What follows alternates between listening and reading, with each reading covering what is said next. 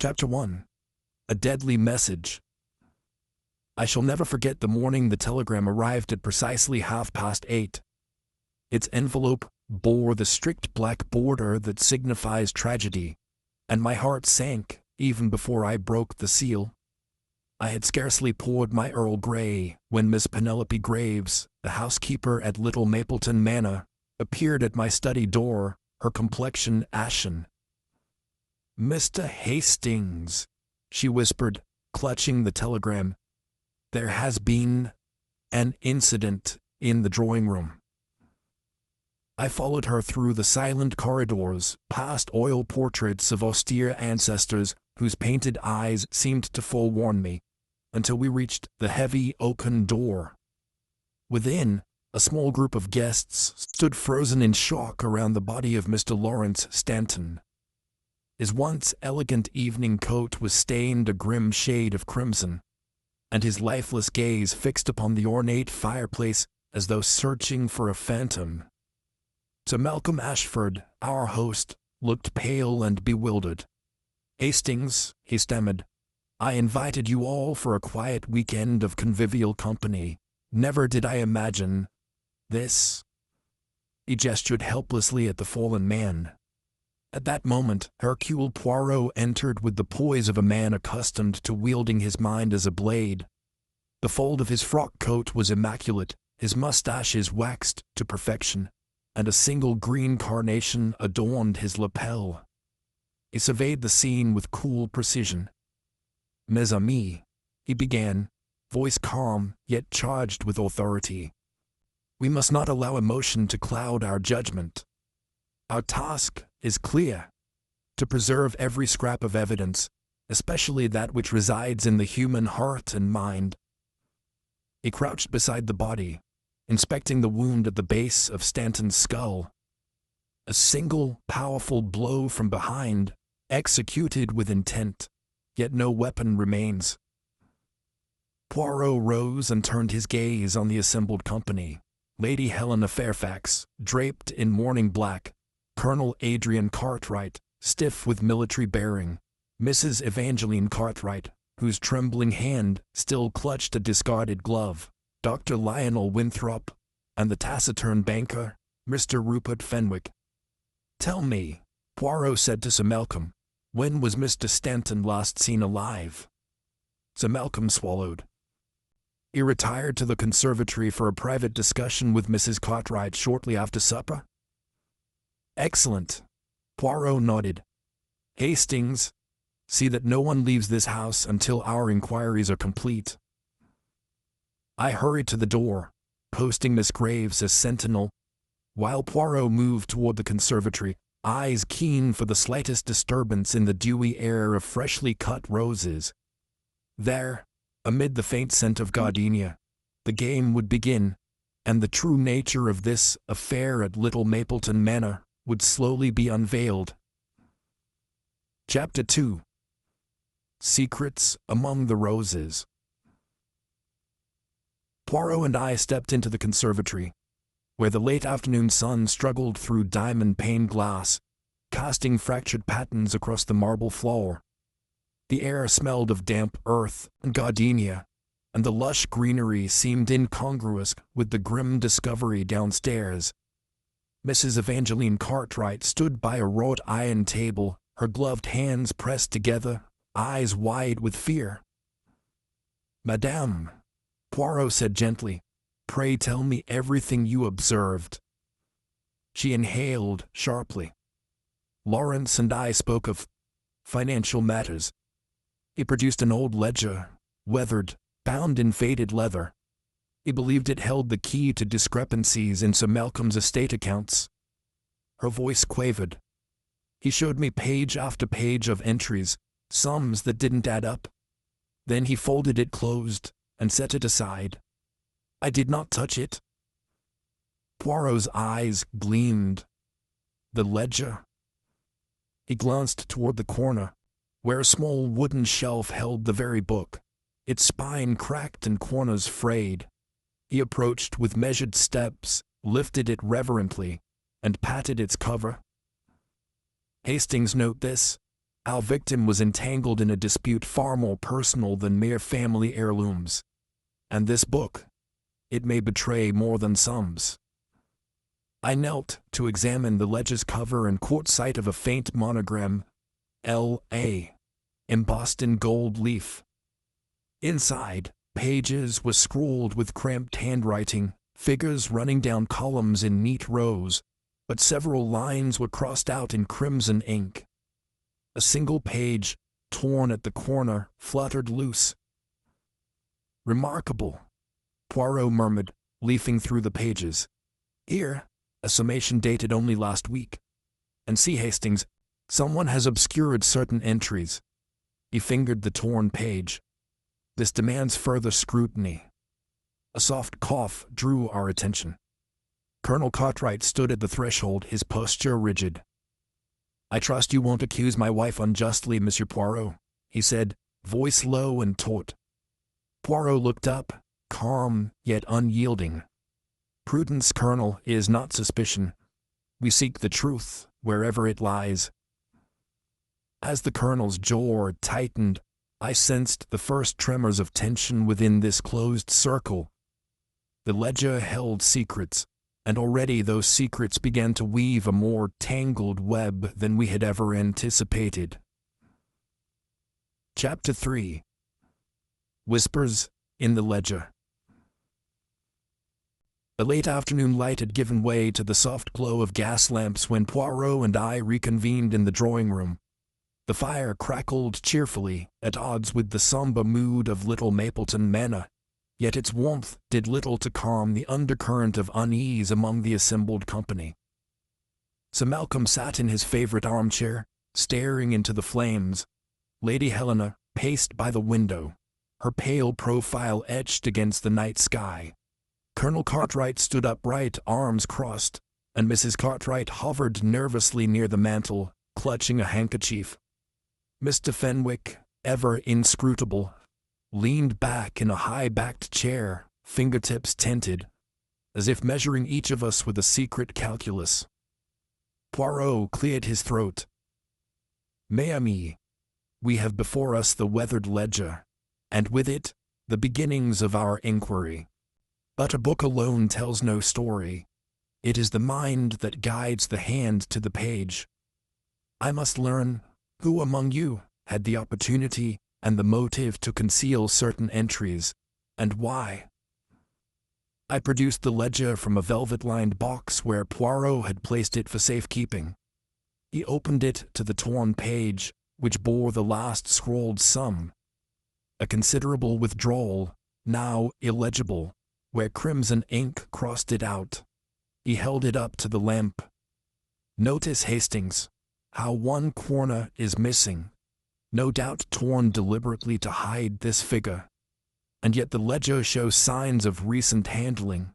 The edges are creased, and the leather cover bears fresh fingerprints." Lady Helena started, a gloved hand flying to her throat. I assure you, I did not touch that book." Poirot's gaze softened. "Madame, merely because one's fingerprints are found upon an object does not condemn one. It merely confirms presence. Pray tell us, did you ever examine this ledger previously?" She hesitated. My concerns lay elsewhere. "I admired the flowers in the conservatory that evening, and only glanced at the ledger when you discovered it." Poirot nodded and turned to Colonel Cartwright. "Colonel, you breached the sanctity of the drawing room when you first arrived. Did you handle the ledger in your worry to assist?" The Colonel's jaw clenched.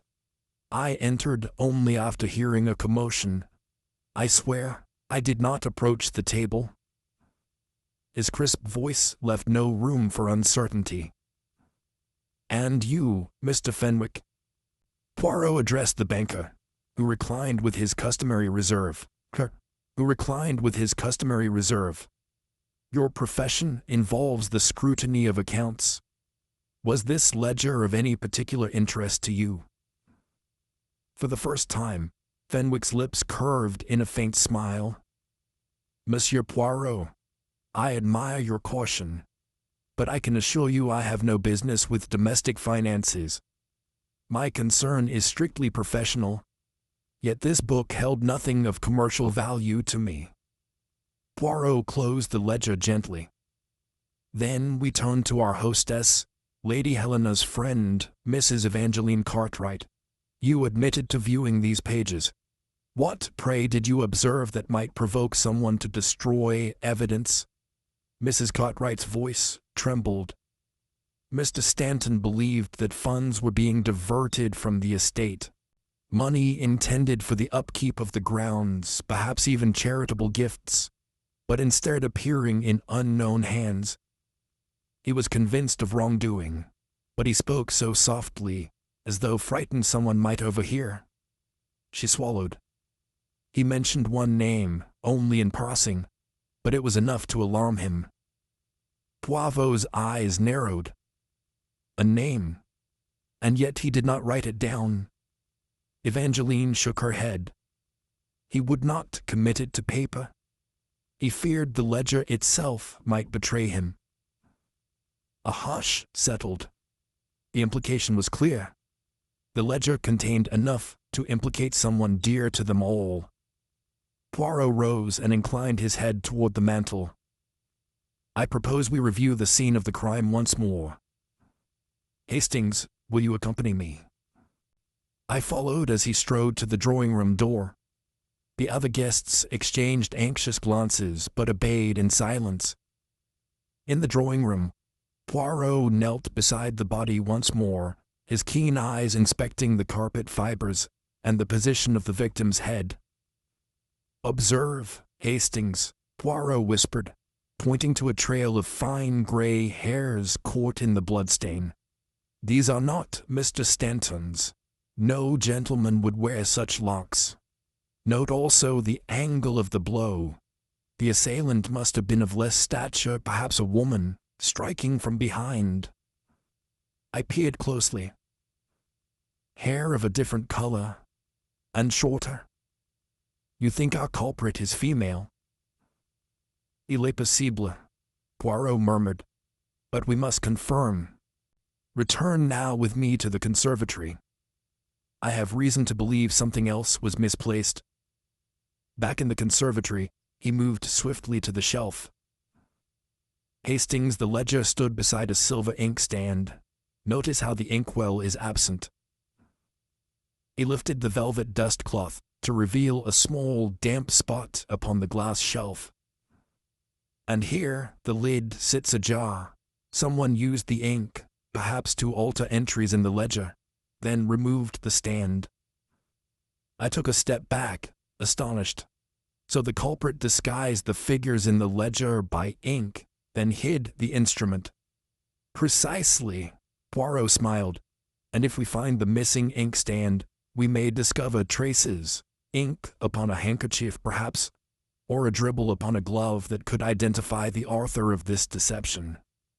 At that moment, a gentle chime sounded from the hallway clock, reminding us that time advanced, regardless of our investigation. Each guest, locked within this house, now bore the weight of suspicion more heavily than ever.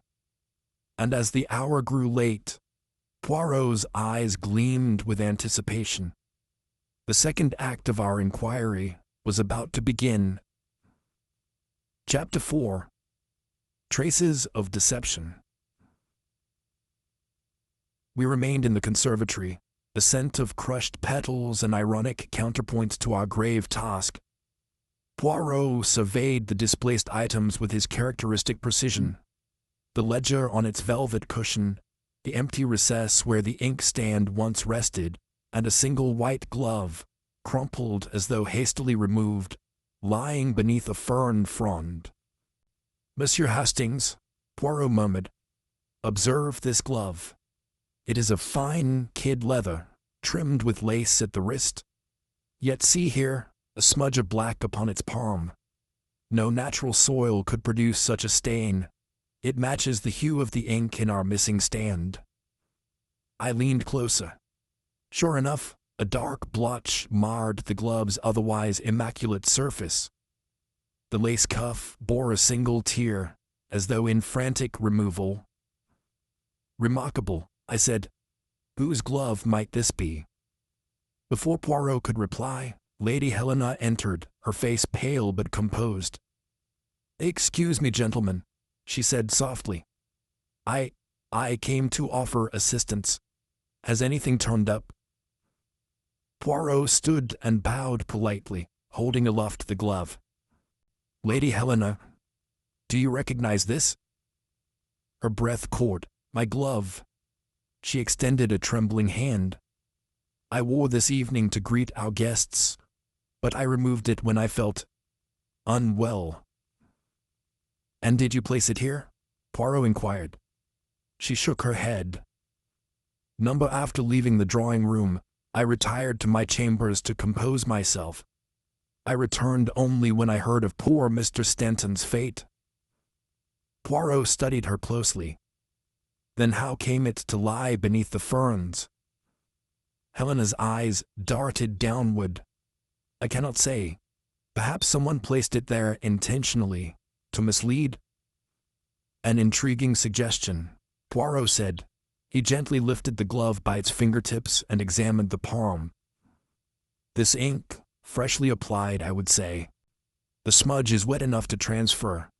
We must find our inkstand to confirm our suspicions." He strode to the back of the conservatory, where a side door led to the greenhouse proper. I hurried after, glancing back to see Helena's lips pressed tightly together in thought. Beyond the glass doors, the greenhouse was bathed in shadow. Rows of exotic orchids and climbing vines loomed like silent spectators. Poirot approached a workbench cluttered with gardening tools and clay pots.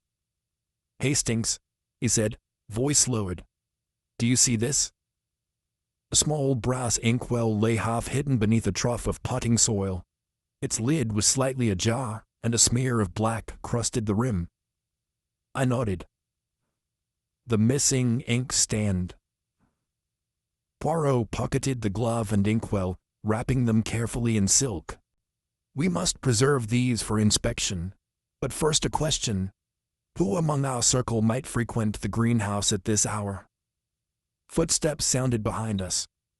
Mr. Fenwick emerged from between two towering palms, his expression inscrutable. "Monsieur Poirot," he said with quiet politeness, "I trust you find what you seek." The detective offered a courteous nod. "Indeed, Monsieur Fenwick, yet I wonder why you were here." Fenwick inclined his head. "I came to check on my chrysanthemums. They require nightly misting in this heat."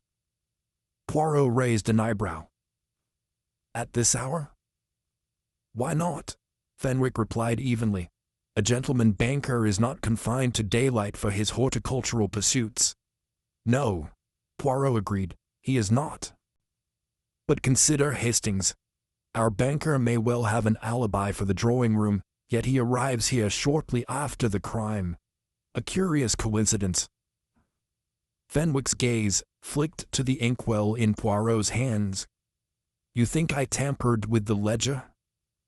"Not yet," Poirot answered, "but the evidence mounts, and it suggests someone among us used ink to obscure entries, then discarded both instrument and glove." He turned and motioned us back toward the house. As we retraced our steps, Mrs. Cartwright appeared at the door to the greenhouse. Her face was drawn, and she gripped a shawl about her shoulders. "Colonel requested me," she said, voice trembling. "He fears for my state of mind after tonight's horrors." Poirot inclined his head. "Madame, I understand your distress, but your husband's concern affords you ample reason to remain under his care. May I ask if you were in the greenhouse earlier?" She looked at the inkwell in his hand and paled. I came in search of fresh air. The fragrance of the lilies calmed me. I did not see or touch anything else." Poirot closed his hand around the inkwell. "Hastings, the time has come to catalogue our findings." He led us back to the drawing room, where Sir Malcolm and Lady Helena awaited in tense silence. By the hearth, Poirot laid the inkwell and glove upon a small table. "Here, mes amis, is the tool of our deceiver, an inkstand bearing the spoor of tampering, and a glove bearing its stain. These items link the manipulation of the ledger to a hand, perhaps female, of high quality and refinement." Lady Helena's hand flew to her throat once more. "But I swear I did not." "Madame," Poirot interrupted gently, "we deduce only from fact, not from fear. The glove may not belong to the author of the alterations. It could have been placed to divert suspicion." A hush fell. Dr. Winthrop, summoned earlier, entered bearing his calm, professional air. "I fear my services are required," he said, moving to examine the items. He donned a pair of white gloves and inspected the brass inkwell. "The residue is of a distinct composition, old-fashioned iron gall ink, not typical of modern writing sets." Poirot's eyes lit with interest. "Exactly so. Someone sought authenticity, the weight of history, perhaps to imply that the ledger's entries were original and unaltered until now." I glanced at Poirot. "A clever ruse. Mais oui," he smiled. "Yet in our pursuit of truth, every deception becomes a thread to be unraveled." As the doctor's gloved fingers traced the inkwell's rim, the group exchanged glances laden with silent calculation. The game deepened, its pieces shifting beneath our eyes, and I realized that the quiet corridors of Little Mapleton Manor held far more secrets than we had yet uncovered. Chapter 5. The First False Lead. The next morning dawned gray and mist-laden over Little Mapleton Manor, as though the very heavens conspired to shroud our proceedings in ambiguity. Poirot summoned the household to the drawing-room, where the fire's glow now seemed faint against the pallid light filtering through the leaded windows. Each guest took a seat, their features drawn and weary, yet alert to the detective's every nuance. Poirot stood before his collection of evidence, the weathered ledger, the tarnished inkstand, and Lady Helena's besmirched glove. He tapped his cane lightly on the rug, gathering our full attention. "Mes amis, last night we uncovered the instrument of falsification and its conduit, but artifacts alone cannot speak. They demand context. I propose therefore to examine the financial entries themselves, to unearth the motive behind these deceptions." Sir Malcolm Ashford produced a small sheaf of newly typed account summaries, which he laid beside the ledger. "These are the corrected figures," he explained with a tremor in his voice, "compiled after our discovery. I trust them implicitly, now that the ledger's deceit is known." Poirot nodded. "Merci, Sir Malcolm. Yet it is in the deception that the truth hides. Hastings, will you read the suspect entry?"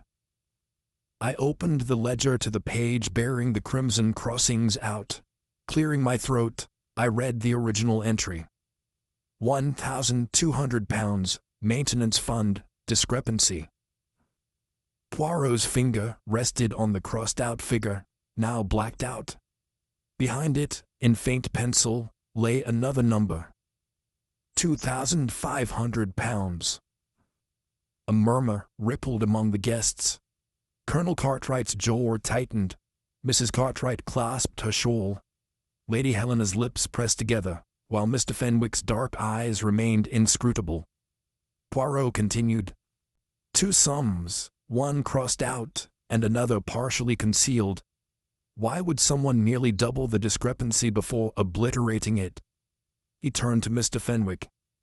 "Monsieur, as a financier, you appreciate the seriousness of such a variance. Was this amount discussed yesterday?" Fenwick inclined his head. "I was consulted only on policy investment, not domestic matters." Yet Mr. Stanton and I spoke briefly about charitable funds 2 nights prior. He was uneasy about gifts allocated to local institutions. Poirot's gaze flickered toward Lady Helena. "Madame, did you attend to charitable committees?" She caught her breath.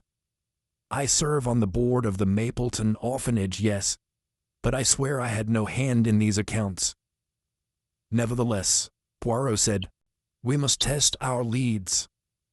Dr. Winthrop," he addressed the physician, "you observed Mr. Stanton's demeanor in his final hours. Did he hint at any particular name when he mentioned the orphanage funds?" The doctor frowned thoughtfully. He was reticent, but he did whisper, "That which is taken in trust must not be squandered by those in high station." He did not name names, but his look of betrayal was unmistakable. Poirot's mustaches quivered. Betrayal, an emotion that can drive one to desperate measures. "Hastings, let us pursue this thread." He turned to Colonel Cartwright. "Colonel, you managed many wartime funds. Would such a discrepancy be of concern to you?" The colonel's face grew stern. "Absolutely.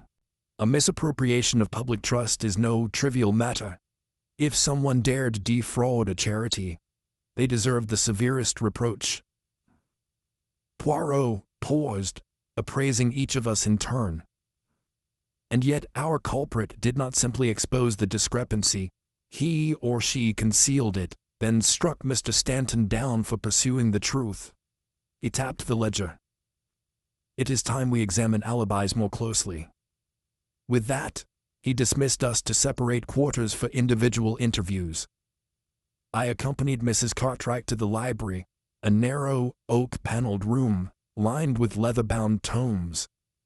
The late morning light, though muted, revealed tremors in her composure. "Madame," Poirot began softly, "you admitted handling the ledger in the conservatory. Did you notice any unfamiliar handwriting, perhaps marginal notes or annotations in ink unlike Mr. Stanton's?" She bit her lip. "No, monsieur. The pages were as Lawrence left them when I saw them. But afterwards I felt compelled to retrieve a handkerchief he had dropped, embroidered with the letter E. And I may have brushed against the table." Poirot's eyebrows rose. "A helpful gesture, madame. Yet your proximity could explain the presence of your glove. But if you brushed the table, why did you not recover your glove when you returned to retrieve the handkerchief?" Her eyes filled with tears. I fled. I heard a noise and panicked. I left the glove behind." Poirot nodded, though his gaze remained inscrutable.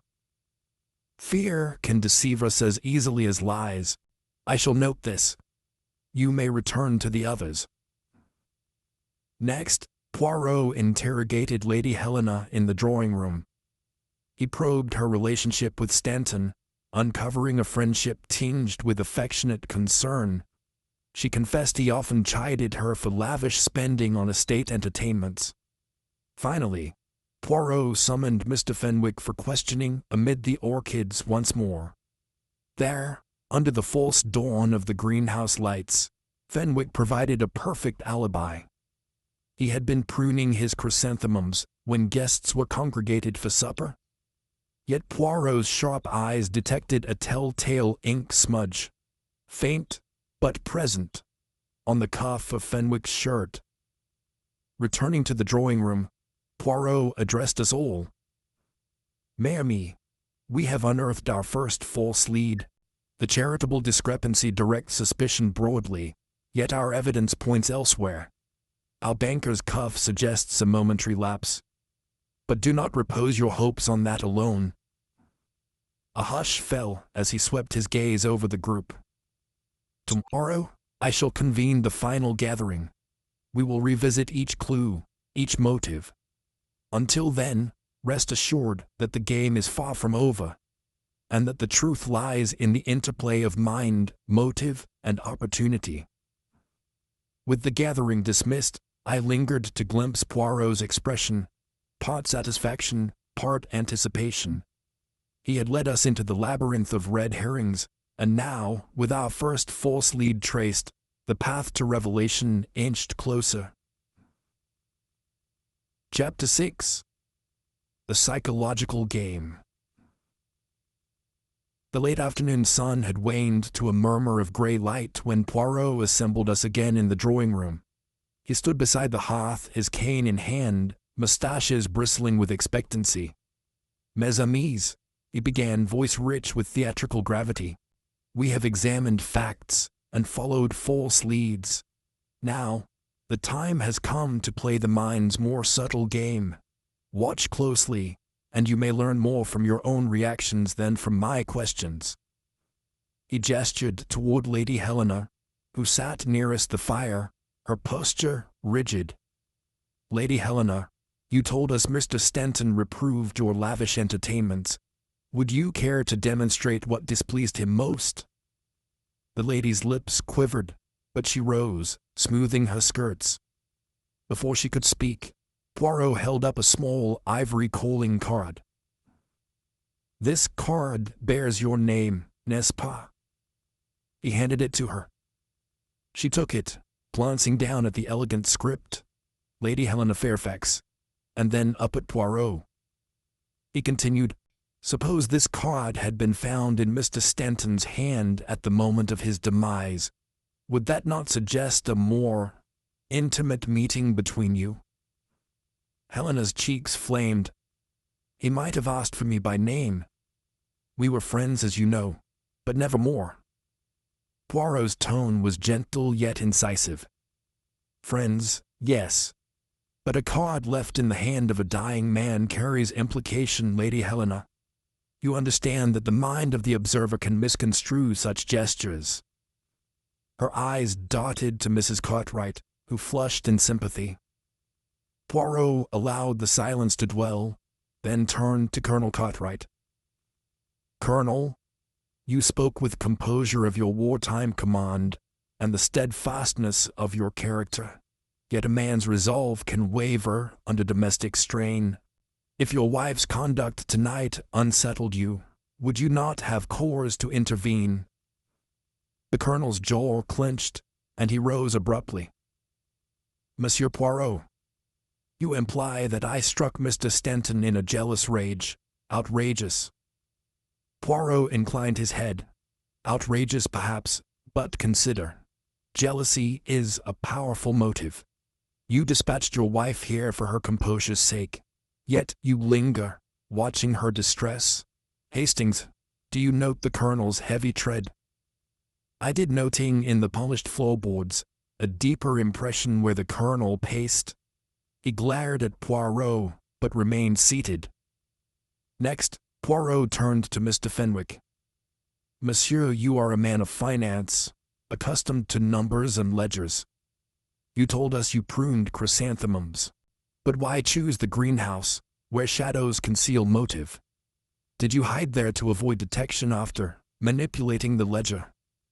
Fenwick's calm veneer cracked for a heartbeat. He rose, voice cold. "This is absurd, Poirot." "Absurd, monsieur, until it is proven." Poirot's eyes glistened. "Yet consider. A banker knows the value of discretion. He knows that a well-placed index finger can obscure truth in ink as surely as a blade can hush a witness." Fenwick stiffened, and I sensed his composure slip. Finally, Poirot faced Mrs. Cartwright. She sat with hands clasped in her lap, eyes wide. "Madame," he said softly, "you survived 2 interviews, yet remain the most elusive. You found the ledger, you handled the glove, yet you insist innocence. Let us test this." He produced a slender handkerchief, monogrammed with a graceful E. He unfolded it, revealing a small blot of iron gall ink in the corner. Mrs. Cartwright gasped. "That, madame, links you to our missing inkstand. You claim to have retrieved your handkerchief, embroidered E, from the conservatory floor. Why would you bruise its purity with ink? unless you sought to disguise something. Tears sprang to her eyes. I dropped it near the table. I did not wish to soil it further, so I pressed it to lift the ink from the ledger, to protect Mr. Stanton's embarrassment. A hush fell. Poirot studied her sincerely. Your explanation is touching, madame, if true. Yet one does not lightly risk one's pristine handkerchief unless compelled. You loved him, did you not? Mrs. Cartwright's shoulders trembled. He was my friend. I feared his reputation more than my own. Poirot nodded, as though he had expected this confession. And fear is an emotion that can be weaponized. Hastings, observe how her fingers still bear the faint tint of ink. Under the lamp's glow, tiny specks of black clung to Mrs. Cartwright's fingertips. She stared at them, horror-stricken. Poirot swept his gaze across the circle. Mes amis. Each of us has motives, financial, emotional, honorable, or pernicious, but only one moved beyond thought to action. Tonight, one among us pressed ledger and life into service of their fear. He paused, letting suspense tension the air like a drawn bow. Remain vigilant, for by dawn, my little gray cells will reveal the culprit behind the ledger's deception and the blow that silenced Mr. Stanton forever. As he turned away, the room brimmed with unspoken accusations. I realized that in plucking each heartstring, Poirot had uncovered more than facts. He had laid bare the vulnerabilities that would guide us to the final revelation. Chapter 7. A Cry in the Night. The household had scarcely settled after Poirot's psychological challenge when a chilling cry rent the stillness of Little Mapleton Manor. It came from the gallery above, a sharp, panicked note that froze each of us in our tracks.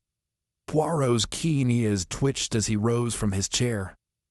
Mes amis, remain calm, he instructed in measured tones. No one stir.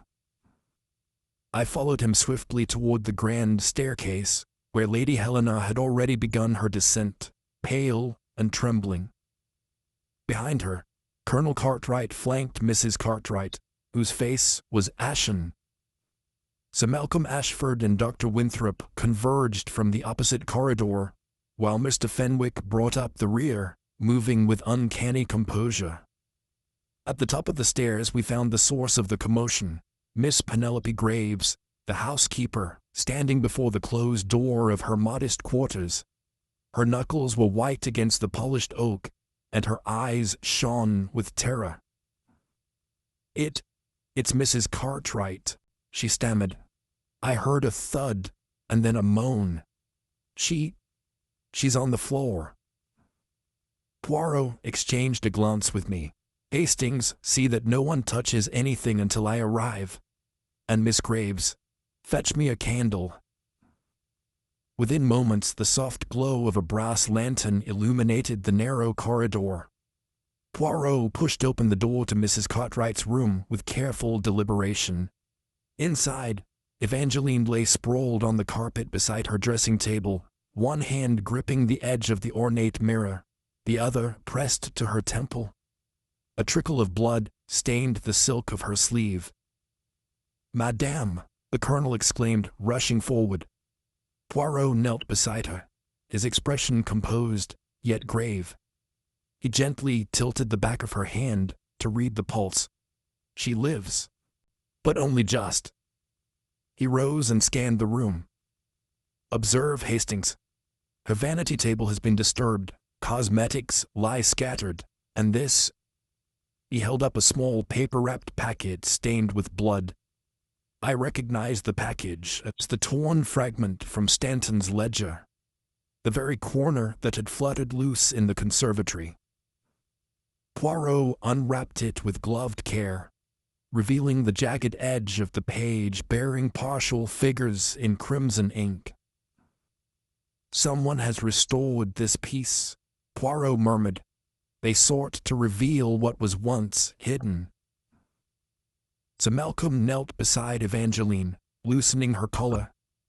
She must have opened the packet, read the entry, and been struck as she did so. Poirot nodded. Yes, but note, in this room there is no sign of forced entry. The bolt was drawn from within.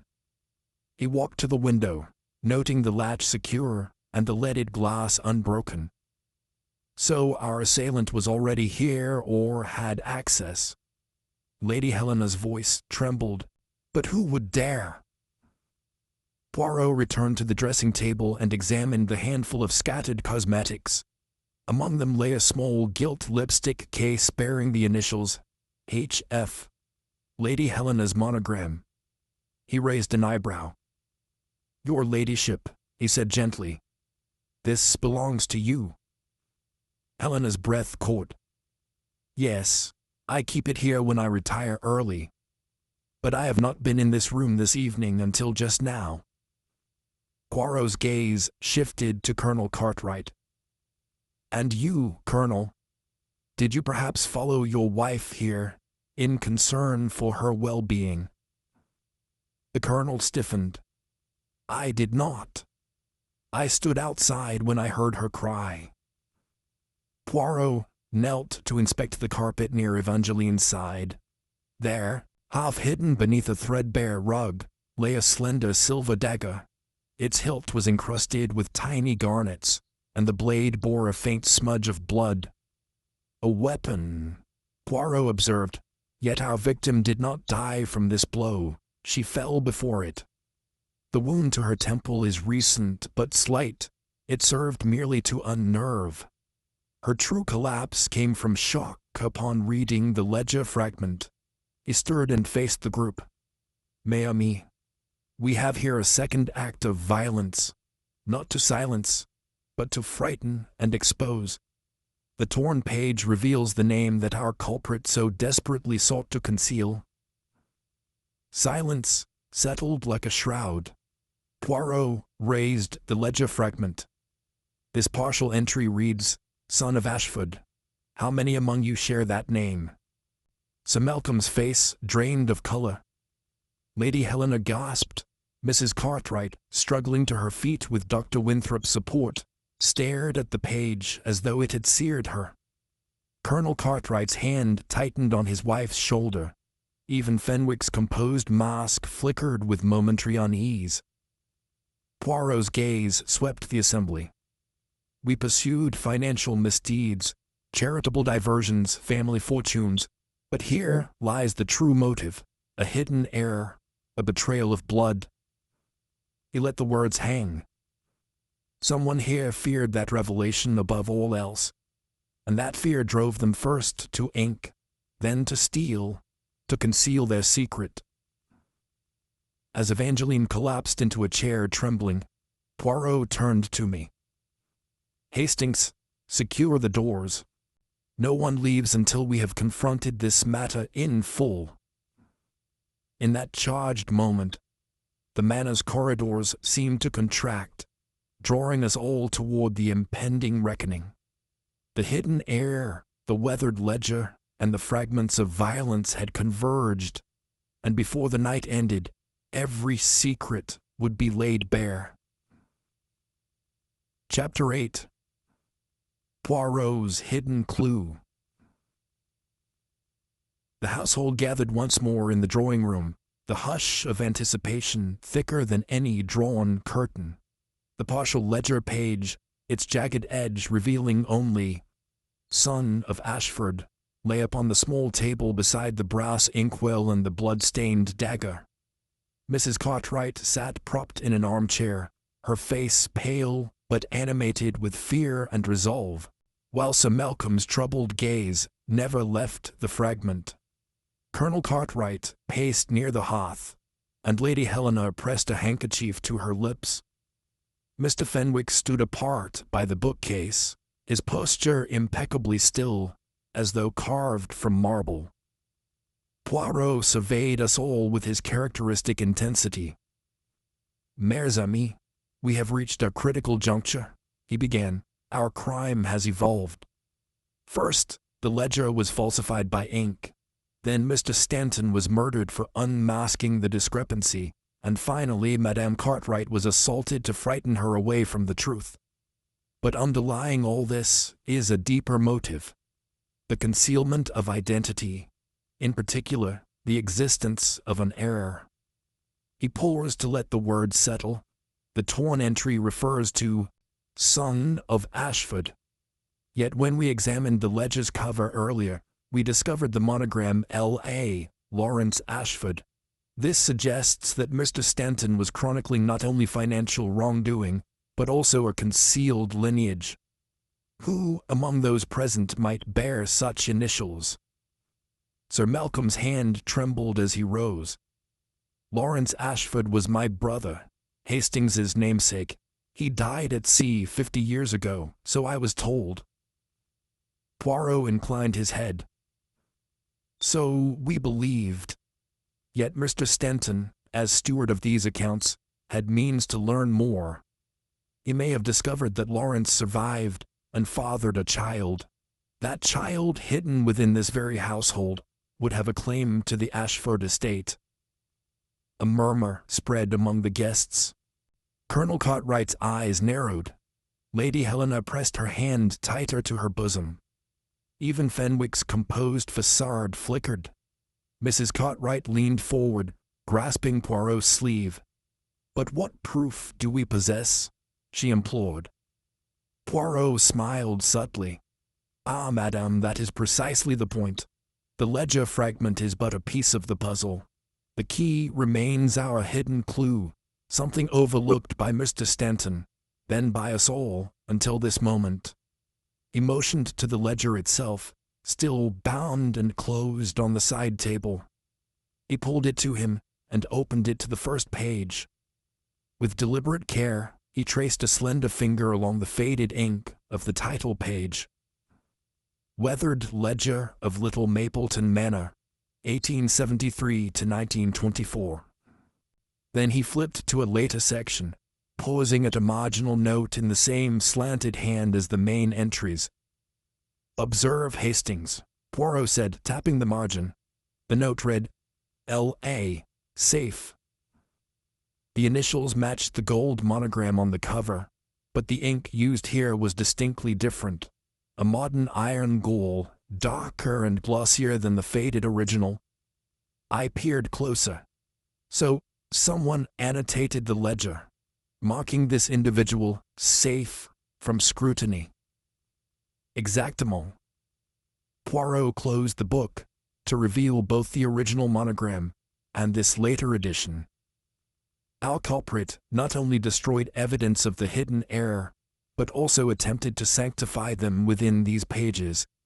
Yet, in doing so, they left their own handwriting, fresh ink, upon aged paper. Lady Helena gasped. "But the handwriting, it is so neat, so refined." Poirot smiled. "Too refined, perhaps. Note the uniform slant and immaculate loops. It is practiced, like the penmanship of a woman trained in society's finest finishing schools." He let the group absorb this, then continued. "And note the placement. The annotation appears precisely at the section where one would record the heir's arrival, not financial entries. Our culprit sought to bury the individual's claim beneath respectability." Sir Malcolm ran a hand through his hair. "My poor brother's child. If only I had known." "Ah, but you did not," Poirot replied gently. "Someone among you feared that knowledge, and acted to preserve only what they deemed acceptable. Yet this small annotation betrays their identity far more clearly than any ledger entry ever could." He glanced at Mrs. Cartwright. "Madam, you handled the ledger, you bore the glove, and you fought for Stanton's honor. Yet you did not possess the skill to replicate such flawless handwriting." She shook her head, tears in her eyes. "I am no scholar of penmanship." Poirot then looked to Lady Helena. "Your glove was found near the ledger, and your lipstick case in the greenhouse. But your handwriting, elegant, precise, matches neither the ledger's entries nor this annotation. Helena's lips parted, but she remained silent. And, Colonel, Poirot said, turning, your military discipline might instill neat handwriting. Yet the flourish of these letters speaks of leisure, of time spent refining one's script for social display rather than professional duty. The colonel's jaw clenched, but he too said nothing. Finally, Poirot's gaze rested on Mr. Fenwick. Monsieur, bankers are trained in accounts, not aesthetics. But you claim horticultural pursuits. Perhaps you practiced calligraphy in idle moments. Fenwick exhaled softly. Monsieur Poirot, you stretch your imagination. Poirot folded the ledger closed. Possibly. Yet this annotation is our hidden clue, an act meant to protect, but executed so artfully that it reveals more than it conceals. The hand that wrote L.A. safe is the same that wielded the inkstand, and the same that donned and discarded the glove. He placed the ledger on the table and looked at each of us in turn. Tomorrow at the final gathering, we will see which among us embraces this delicate handwriting and which trembles at the thought of its perfection. For in a few hours, mes amis, the identity of the hidden heir and the author of these deceptions will come to light. With that, Poirot dismissed us, leaving the room heavy with anticipation. I realized that the true game had only just begun, and that the smallest of strokes might determine who would stand guilty and who would stand free. Chapter 9. The Final Gathering. Late that evening, the storm clouds gathered over Little Mapleton Manor, as if echoing the turmoil within. Poirot summoned the company once more to the drawing-room. This time, no one hesitated to cross the threshold. Each guest, pale, yet resolute, understood that the culmination of our investigation was at hand. Sir Malcolm Ashford stood beside his wife, Lady Helena, clutching her hand in solidarity. Colonel Cartwright paced just behind them, a protective arm around Mrs. Cartwright's shoulders. Dr. Winthrop sat calmly in an armchair, his medical composure a reassuring presence. Mr. Fenwick leaned against the bookcase, mask of neutrality firmly in place. I took my usual seat beside Poirot's chair, my heart quick with anticipation. Poirot rose, his green carnation vivid against the subdued lamplight. Mes amis, he began, we have traversed a labyrinth of deception. The forged entries in the weathered ledger, the misplaced glove and missing inkstand, the first victim silenced by a blow, and the second assaulted to unearth a buried truth. Yet beneath each act lay a single motive, to conceal the existence of an heir. Son of Ashford. Tonight, we assemble to confront that motive and its architect. He paused to let the hush deepen. Poirot then moved to the side table where the evidence lay. The ledger, now fully restored, the inkstand with its telltale residue, the glove with its ink-blotted palm, the dagger encrusted with garnets, and the torn ledger fragment bearing the partial entry. He picked up the ledger and held it aloft. First, contemplate this book, Poirot said. Its original entries recorded familial transactions. Yet someone, our culprit, introduced fresh ink to cross out a sum of £2,500, nearly double the discrepancy Stanton discovered. This act of falsification required not only opportunity but intimate knowledge of the manor's finances. He placed the ledger back and picked up the inkstand.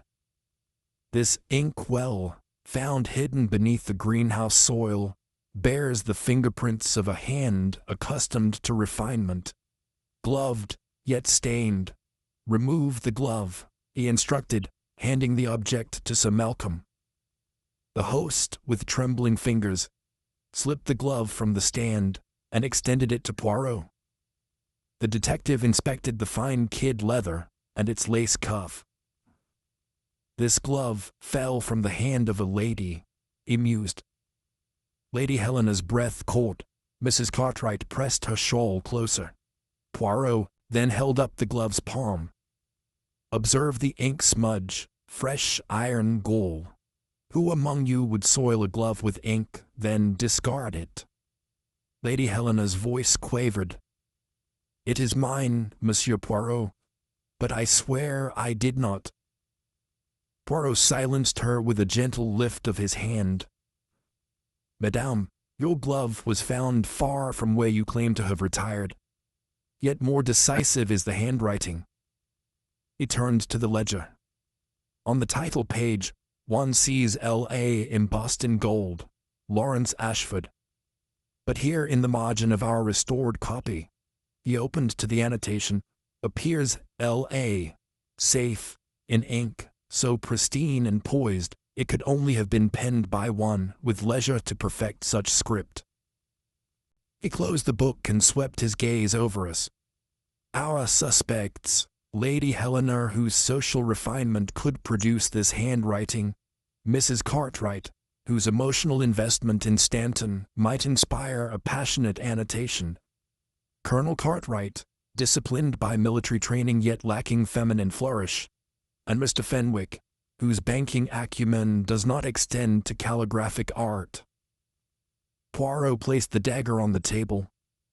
The garnet-studded blade, unused for murder but intended as threat, was meant to frighten away Mrs. Cartwright when she discovered the torn ledger page.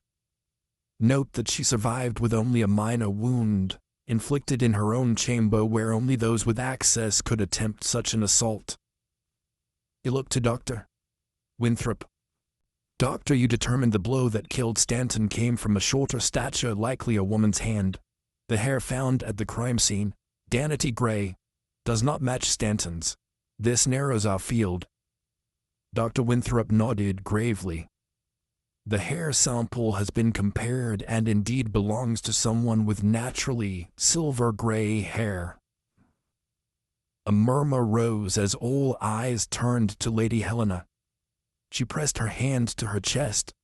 Poirot raised a slender finger. And yet the chandelier's flicker at the time of death revealed the chandelier chain was used to steady her hand. Was it perhaps held by the very woman whose chamber this dagger was later brandished? Helena's voice wavered, but she made no attempt to flee. Colonel Cartwright placed a protective arm around her. Poirot continued, Our banker, Mr. Fenwick, claimed to be pruning chrysanthemums, yet witnesses report hearing tools clatter in the greenhouse at the precise hour of Stanton's death. Was that the sound of the inkstand being hidden? He turned to Fenwick. You are a man who understands secrecy, monsieur. But secrecy conceals guilt as surely as ink conceals truth. Fenwick's gaze flickered, but his posture remained erect. Poirot allowed the tension to mount. So we arrive at the crux. Who annotated the ledger? Who silenced the steward? Who attempted to terrify his closest ally? It is time to unmask the wielder of pen, dagger, and deceptions. He withdrew a final object from his pocket. Mrs. Cartwright's handkerchief, monogrammed E, now blotched with ink. This handkerchief was used to transfer ink from the stand to the ledger and then discarded. It bears the imprint of precise, controlled strokes. He folded the cloth and laid it beside the glove. We have all laid our cards on the table, mes amis. Tomorrow, I shall present my deductions, your own mannerisms, your own motives. The heir to the Ashford estate and the architect of these crimes stands among us. Soon the truth will emerge from the shadows of deceit. With that, Poirot extinguished the lamp, plunging us into the gathering gloom. The storm's first rumbles rolled across the moors, and as we departed the drawing room, the final act drew inexorably near. Chapter 10. The Unmasking. The hour of revelation arrived beneath a sky finally spent of thunder. Once more we assembled in the drawing room, every lamp alight as Poirot stood before us, calm and inexorable. Dr. Winthrop, seated at a small table, bore the dagger and torn ledger fragment. I held the inkstand and glove, and Sir Malcolm, Lady Helena, Colonel and Mrs. Cartwright, and Mr. Fenwick awaited our detective's pronouncement with taut composure. Poirot began softly, folding his hands. Mes amis, you observe before you the instruments of crime, the ledger defaced in iron gall ink, the glove stained to disguise its owner, the dagger intended to silence and then to intimidate, and the annotation, "Allayed is safe," written in a hand both practiced and precise. Each item tells its own story, but only when read together do they reveal the culprit. He picked up the torn fragment. This page bore the words, "Son of Ashford," the clue to a concealed heir. Our steward, Mr. Stanton, sought to expose that truth. The forger of the ledger crossed out the larger sum of £2,500 to divert attention from the lineage he or she sought to bury. He laid the fragment down and held the glove aloft. This glove, fine kid leather, lace-trimmed, was discarded in the conservatory. Its owner claimed to have removed it in haste, yet her handkerchief bearing the monogram H.F. was later found in Mrs. Cartwright's chamber. The glove's palm bears the same ink as the annotation. Who among you risked soiled gloves to protect a secret?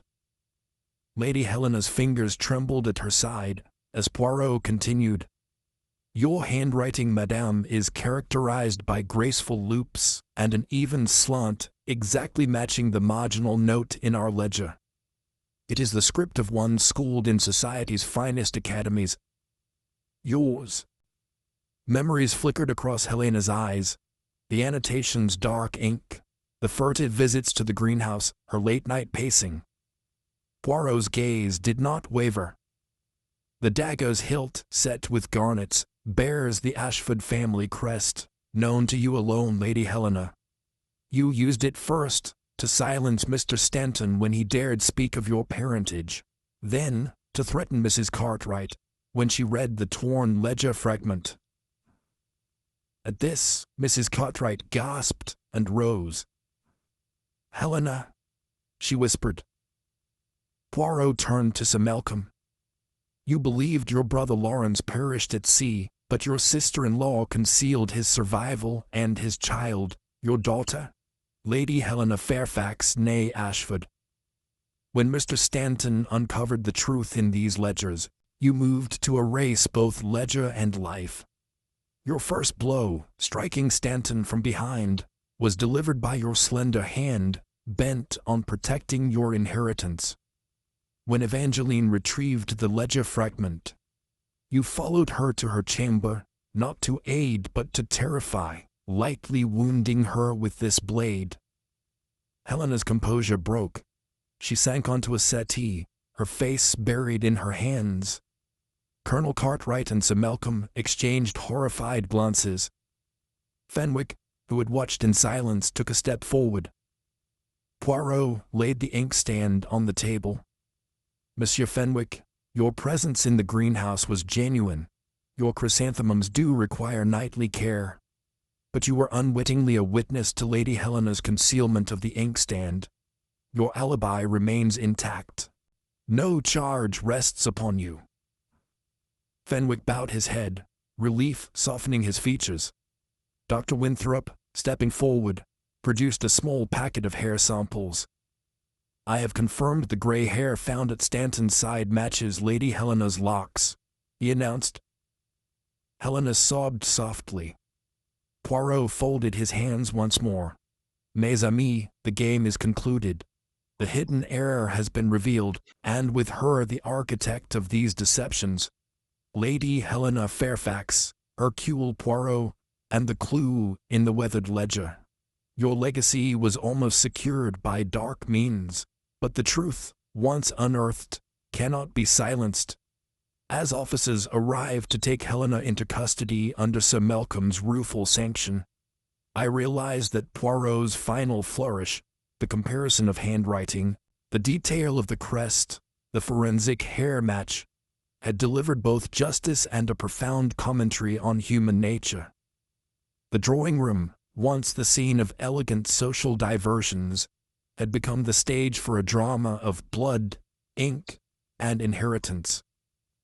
And in the hush that followed, Poirot's voice softened. "Mes amis, thank you for the lesson that our little gray selves are our greatest safeguard against deceit." Chapter 11. Outcome and Reflection. The dawn broke pale over Little Mapleton Manor, casting long shadows through the empty corridors. A hush hung in the air, a stillness born not of peace but of quiet reckoning. Sir Malcolm Ashford stood up on the terrace, gazing toward the mist-shrouded lawn where officers had led Lady Helena away in the early hours. His shoulders bore the weight of sorrow and regret, each breath a reminder of the truths his sister had buried for so long. I found Hercule Poirot beside him, his hands clasped behind his back, eyes narrowed in thoughtful repose. The detective's countenance, usually so animated by the thrill of inquiry, now carried a solemn grace. "Mon ami," Sir Malcolm said softly, "I owe you everything. Without your little gray cells, the deception would have endured. My inheritance, my family's legacy, forever tainted by lies." Poirot inclined his head. "It is not I, monsieur, but the strength of truth that prevails. Yet permit me one reflection. When motives are bound in blood, the cost of concealment grows too great for any soul to bear. Your sister believed she preserved honor. Instead, she destroyed it." Sir Malcolm's eyes trembled. "She was my sister, Poirot. I loved her." "Love, monsieur, can guide us to noble deeds or drive us to desperation," Poirot replied. "In attempting to safeguard her status, Lady Helena sacrificed her compassion. The ledger's weathered pages bore witness to her choice. We walked back into the mansion, the corridors now void of the previous night's turmoil. In the drawing room, the assembled guests, fewer than before, gathered for a final farewell. Mrs. Evangeline Cartwright, her wound tended and spirit resilient, exchanged a dignified nod with Poirot. She clasped Sir Malcolm's hand as she prepared to depart for recovery. Colonel Cartwright, his uniform immaculate despite the night's dramas, approached Poirot. "Monsieur, you have cleared my wife's name, and in so doing, restored my faith in justice. I am forever grateful." Poirot's eyes twinkled with gentle warmth. "Your faith was well placed, Colonel. Justice need not be harsh when it is compassionate." Dr. Winthrop offered a brief salute. "Your methods combine art and science, monsieur. I find myself humbled by your mastery." The banker, Mr. Fenwick, approached with a rare smile. "Monsieur Poirot, perhaps you will permit me a private word." He led the detective to the window's edge. "I, too, owe you thanks," Fenwick said quietly. "Though I appeared suspect, you recognize the difference between suspicion and evidence. I shall carry that lesson in all my dealings." Poirot inclined his head. A man of integrity sees integrity. A man of integrity sees integrity in others. You proved most useful this night.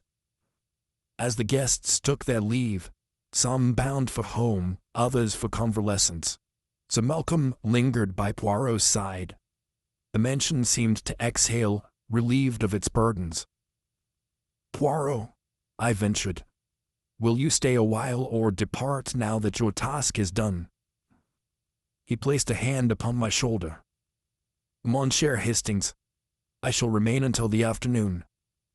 There is still detail to orchestrate, the restoration of the ledger, the arrangements for Lady Helena's conveyance, and the comfort of those left behind. I nodded, considering the detective's unending devotion to order. And after? Poirot smiled, a faint curl of his mustache betraying his delight. After, I shall follow the call of my little grey cells to the next mystery. But for today I enjoy the serenity of resolution, of a puzzle complete. We descended the staircase into the hall, where sunlight filtered through stained glass, painting the marble floor in jewel tones. Miss Graves appeared carrying tea upon a silver tray.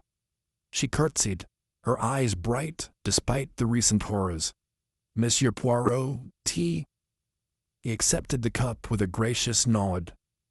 Merci, my dear. You have served admirably. She blushed. It is my duty, monsieur. As we sipped tea in companionable silence, the manor's walls seemed to exude calm. The rustle of silk gowns and measured footsteps were replaced by gentle conversation, and the soft clink of china. Outside, the gardeners resumed their work, tending to hedges and flower beds, as though scrubbed free of suspicion. In the distance, an officer's carriage rolled away, bearing Lady Helena toward her fate. Though the cost had been high, justice was meted not in vengeance but in truth's quiet triumph. Poirot set down his cup and gazed toward the horizon. And now, Hastings, we leave little Mapleton Manor to its memories, some painful, some noble. Let us carry forward the lesson that secrets, like wild vines, may thrive in darkness, but only the light reveals their true nature. I nodded, heart full of admiration. You make the world seem balanced, monsieur. He smiled, eyes reflecting the soft glow of morning. Balance is achieved not through force, but by harmony of thought and deed. In the end, the smallest detail, the right word, the proper angle, can tip the scales toward justice. As the afternoon sun rose higher, we prepared to depart. Little Mapleton Manor stood serene once more, its halls echoing with the quiet dignity restored by Hercule Poirot's unwavering insight. In that restored calm, I understood that though mysteries end, their ripples last long after the final clue is laid to rest. Chapter 12. Departure and Reflection. The carriage waited at the manor gates beneath a pale sky, its horses stamping softly on the gravel. Sir Malcolm Ashford stood at the steps, bidding farewell to the last of his guests. The hush that settled over little Mapleton Manor was not the stillness of neglect, but the serene pause after a storm, its echoes receding into memory. Poirot and I stepped onto the front lawn, our breaths misting in the cool morning air. The detective's green carnation, a symbol of his unerring precision, was pinned as always to his lapel, yet today it seemed to carry a hint of wistfulness. Mon ami, I said, glancing back at the grand facade. You have restored order where only chaos reigned. How does it feel to close the book on this affair?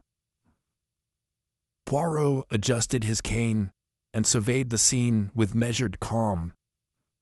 It is like arranging the final pieces of a puzzle, Hastings, satisfaction in the pattern revealed, yet a tinge of melancholy as the game concludes. For every mystery solved, another patiently awaits our little grey cells. Sir Malcolm appeared at the threshold, offering Poirot a leather-bound copy of the restored ledger. A token of my gratitude, he said quietly. May it serve as both record and reminder. Poirot accepted it with a gracious bow. I thank you, monsieur. This book's pages will speak only of truth henceforth. The carriage door opened with a soft click. Poirot climbed inside, settling himself with the composure of a man accustomed to traversing both carriage and mind with equal skill. I followed, taking the opposite seat. Sir Malcolm lifted his hat. "Safe travels, Monsieur Poirot, and thank you, again." Poirot pressed the ledger to his chest. "And to you, sir.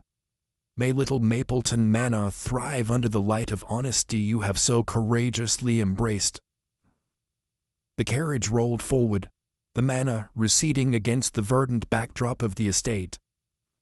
As the wheels turned, I looked to Poirot, expecting perhaps a hint of fatigue. Instead, his eyes sparkled with that familiar gleam. "Hastings," he mused, "do you know what I appreciate most about our work?" I shook my head. "The smallest things. A single hair, a smudge of ink, the tilt of a head, details that to others pass unnoticed. Yet they bear the weight of lives. In those infinitesimal moments we glimpse the truth." He paused thoughtfully, then added with a faint smile, "And so, my friend, let us carry onward, attentive to the quiet whispers of the world, lest we miss the next secret waiting in the shadows." Outside the window, rolling fields and distant hills drifted by, each whisper of wind a reminder of mysteries untold. The manor's silhouette vanished as the carriage curved around a bend, but its lessons remained etched upon our minds. I settled back, warmed by both the rising sun and the satisfaction of justice served. Poirot lifted the ledger, opening it to the first page, as if greeting an old companion. "Tell me, Hastings," he said softly, "shall we discuss our next engagement? Or would you prefer the silence of contemplation?" I smiled. "Perhaps a moment's peace before the world summons us anew." He nodded, eyes crinkling at the corners. "Très bien. For peace is but the calm breath between mysteries, soon to be followed by the next curious puzzle." And so we journeyed on, the road unfolding before us. Little Mapleton Manor faded behind, yet its story lingered, a testament to the enduring power of observation, the delicate dance of deduction, and the unbreakable bond between a detective and his devoted chronicler. In that shared silence, I understood that for Poirot, and for all who seek the truth, the adventure never truly ends. Chapter 13. The next puzzle awaits. The carriage rattled along the winding lane, each turn carrying us farther from Little Mapleton Manor, yet the impressions of that estate clung to our minds like the tendrils of ivy upon ancient stone. Poirot sat opposite me, the restored ledger cradled upon his lap, his green carnation still bright despite the chill breeze filtering through the window. "Mon cher Hastings," he said, eyes fixed upon the road ahead, "we have seen how a single secret can poison the noblest of houses. Yet there remains a world full of such secrets, waiting to be pried open by careful observation." I nodded, warmed by the memory of our labors and the quiet satisfaction of justice served. "Indeed, monsieur, and I find myself eager for the next inquiry, though I confess I shall miss the manor's gardens and its troubled corridors." Poirot smiled, a gentle curl beneath his mustaches. "Ah, but Hastings, even the humblest setting may conceal a mystery. A London fog, a misplaced letter, a curious remark at a dinner party, these too call upon our little grey cells." He closed the ledger, running his finger along its leather spine. "This book belongs to Sir Malcolm now, its pages cleansed of deceit, yet its legacy endures, a reminder that clarity arises only when one dares to shine a light upon the darkest corners." I glanced at him, catching the spark in his dark eyes. "What shall our next destination be, monsieur? Does a telegram already await your attention?" He tapped the carriage window thoughtfully. "Perhaps. Word of a peculiar theft has reached me. A rare jewel vanished from a private collection, The circumstances, I understand, are most bizarre. No sign of forced entry, yet the safe was opened from the inside. A thrill coursed through me. Sounds like the perfect puzzle. May we? Poirot agreed, leaning back. We shall sally forth to unravel that enigma. But first, let us enjoy this moment of repose. The mind must be prepared, rested and alert, before undertaking its next challenge. Outside, the landscape unfurled in rolling fields dotted with weeping willows. The steady clip-clop of the horses provided a rhythmic comfort as I settled into my seat. I closed my eyes briefly, recalling the faces we had encountered. The anxious Sir Malcolm, the betrayed Mrs. Cartwright, the conflicted Lady Helena, and even the stoic Mr. Fenwick. Each had played their part in a drama of inheritance and identity, and through our diligence, the truth had prevailed. When I opened my eyes again, Poirot was studying the horizon, his gaze as penetrating as ever. "Hastings," he mused, "do you recall the moment when Mrs. Cartwright confessed her deepest fear, that her friend's sorrow might drive him to madness?" I did. The physician's gentle ministrations had saved her that night, but it was her trembling revelation that steered us toward the hidden heir. "Yes, monsieur," I replied. Her emotional insight was as indispensable as any physical evidence. Poirot nodded.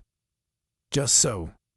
Psychology and forensics, heart and intellect, when combined, yield a most powerful method. Never forget, Hastings, that the human heart conceals as artfully as any shadowed alcove." A soft rustle from the seat beside me broke our reverie. Poirot handed me a small leather journal, its cover embossed with a flourish of initials, H.P. "For your notes," he said. "Record our reflections, our hypotheses, even the most fleeting observations. One day, another mystery will rise from these pages." I accepted it gratefully, running my fingers over the smooth leather. "Thank you, Poirot. I shall treasure it." The carriage rounded a final bend, revealing the distant silhouette of London's spires against the late morning sky. The city loomed with its ceaseless bustle and concealed narratives, promising new riddles in every crowded street and dimly lit alley. Poirot stirred and straightened his coat. "Here we are, Hastings. London calls, and with it fresh complications. Shall we alight?" I rose, adjusting my hat. "I am at your service." Stepping onto the curb, we emerged into the swirl of carriages and pedestrians. The air was rich with possibility and the subtle promise of the unknown. Poirot surveyed the scene with the poised gaze of a general contemplating the field. "Mes amis," he might have said, addressing this new arena. "Prepare yourselves, for there is no greater adventure than the challenge of the next puzzle." Together, we vanished into the crowd. Guardian and chronicler embarked upon their next chapter, ever ready to unearth the secrets hidden in plain sight. Chapter 14. The Case of the Silent Safe. The hum of London's streets greeted us as we stepped from the carriage.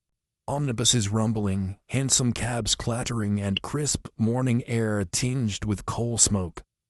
Poirot pulled his overcoat about him and surveyed the scene with bright, eager eyes. "Ah, Hastings, there is nothing like the vitality of the great city to stir the senses and sharpen the mind." We threaded our way through the throng toward a narrow side street in Mayfair, where we were summoned by Madame Aurelia Davenport, the renowned socialite and collector. Her residence was a discreet townhouse, its facade discreetly masked by climbing ivy and wrought iron railings. A single footman ushered us into a hushed drawing-room, where silver tea service gleamed upon a lacquered table. Madame Davenport awaited us, poised and elegant in morning black. A tear trembled in her eye as she offered a slender hand. "Monsieur Poirot, thank you for coming so swiftly." Poirot bowed with his customary grace. "Madame, I am at your service. Pray tell us of this troubling affair." She motioned us to seats, her expression strained. "Last night my prized possession vanished from its display, an exquisite emerald brooch, heirloom of the Davenport line. It lay in a locked display case within my boudoir. The case's door was secured from the inside, and the key remained upon my dressing table. No window was opened, no door forced. Yet, the brooch is gone." Poirot's mustaches twitched with interest. A theft without force, an illusion of impossibility, the very kind of puzzle to engage our little gray cells. He rose and approached the mahogany cabinet where the case once stood. The surface was polished to a mirror shine, marred only by faint scratches at the lock. "Madame, may I examine these?" Poirot knelt to inspect the scratches. They suggest an attempt to pick the lock, though crudely and incomplete. And yet the thief succeeded. He felt the metal rim. "Note the slight indent here. Fingerprint patterns erased, but a faint groove remains." I produced my notebook and jotted his observation. "Indentations too shallow for a key, as though a thin blade was inserted." Poirot stood and directed his gaze to the tall windows overlooking the garden. "Madame, was the curtain drawn? Could the thief have concealed a slender exit?" Madame Davenport shook her head. The curtains were fully drawn closed after reception. No one entered or left through the windows. They are double-glazed and immovable. Poirot nodded thoughtfully. He turned to the footman, who hovered near the doorway. "You discovered the theft this morning?" The footman bowed. "Yes, monsieur. I entered at first light to prepare Madame's dressing room. I found the brooch case open and the jewel gone. I immediately alerted Madame." "Excellent." Poirot's eyes flickered to the silver tray where the tea service lay undisturbed. "And these?" he asked, picking up a silver spoon. He turned it over, examining the spiral handle. "Are they touched each morning?" Madame offered a faint smile. "Every piece is polished nightly, monsieur, and positioned precisely at dawn." Poirot set the spoon down with care. "Remarkable. No disturbance here. Yet the thief must have used a tool, perhaps concealed upon a person of trust." He glanced at me. "Hastings, I propose we review the guest list from last evening's soirée. Any person with access to Madame's private rooms at any hour should be considered." I consulted the note Madame had provided. Among the dozen invited, Lord Pembroke, the collector of ancient coins, Signor Moretti, the Italian opera impresario, Miss Evelyn Cartwright, niece of Colonel Cartwright from our previous case, and Monsieur Laurent Dupont, a jeweler who once supplied Madame with stones. Poirot tapped his chin. "Miss Cartwright, an intriguing name in light of recent events, yet she is but a visitor, unconnected to house service. The true culprit may be closer at hand." He closed his eyes briefly, as though consulting his inner compass. "Madame, who among your household commands your fullest confidence?"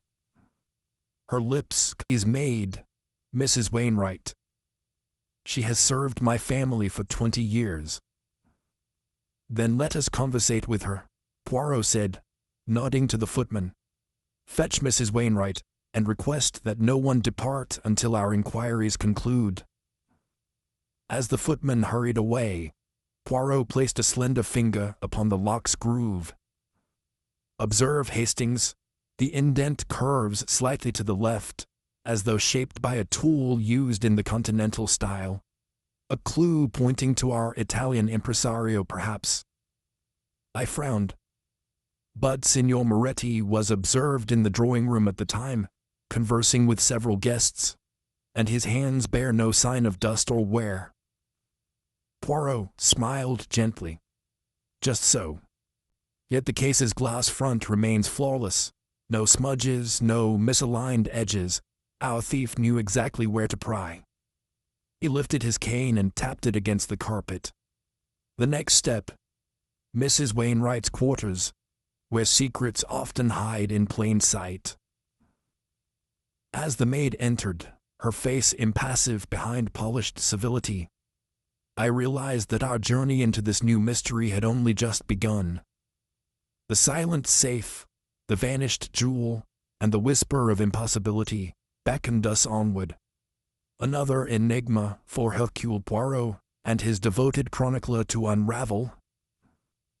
Chapter 15. The Lady's Maid. Mrs. Wainwright appeared promptly, her posture impeccable, yet her eyes flickered with a subtle unease as Poirot invited her into the boudoir. The polished floor reflected her prim black gown and the neat coil of her silvery hair, a figure of devoted service. "Monsieur Poirot," she began, voice steady. "You wish to speak with me?" "Yes, madame," Poirot replied warmly. "I understand you have tended Madame Davenport's private rooms these many years. Tell me, did you observe anything unusual last night?" Mrs. Wainwright's lips parted briefly, as though considering her words. "Nothing, monsieur. The drawing-room was bustling with guests until the carriage calls. I retired early, as madame requested, and locked her boudoir behind me." Poirot nodded. "And you left the key upon the dressing-table?" She inclined her head. "Always so.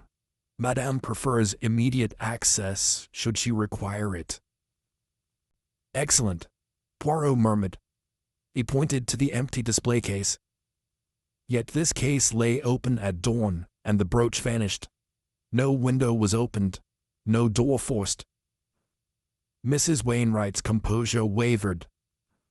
I examined the lock before leaving. It was secure." "Indeed," Poirot agreed. He lifted the silver spoon from the tea tray and held it near the lock's remains. "But note the faint trace of lacquer here, matching the polish applied to the case nightly. Our thief handled this surface with care, preserving its shine." He placed the spoon down and turned to Mrs. Wainwright. "Tell me, madam, do you ever polish this case yourself?" The maid's eyes widened. "I do not, monsieur. That is the task of my assistant, Miss Thompson. I supervise her work, but do not touch the items." Poirot's gaze sharpened. "Miss Thompson, a new arrival, yes?" Mrs. Wainwright hesitated. "She joined our household only 3 weeks ago." 3 weeks, Poirot echoed. "Just long enough to learn the routine. Hastings, make a note. Our assistant's unfamiliarity may conceal her keen observation of opportunity." I scribbled quickly. Poirot then addressed Mrs. Wainwright directly. "Madame, the indent on the lock suggests use of a slender tool, perhaps concealed in plain sight. Did you notice Miss Thompson carrying anything peculiar? An implement, a roll of paper, perhaps?" Mrs. Wainwright swallowed. "She often carried her darning kit, monsieur, but small scissors were her only tools." "Scissors," Poirot repeated thoughtfully, "small enough to slip into a glove, sharp enough to jimmy the lock." He produced the bramble-patterned glove from his pocket. This glove, discarded in the conservatory of another case, bears a similar smear of lacquer. Curious how these patterns emerge. Mrs. Wainwright's hands trembled.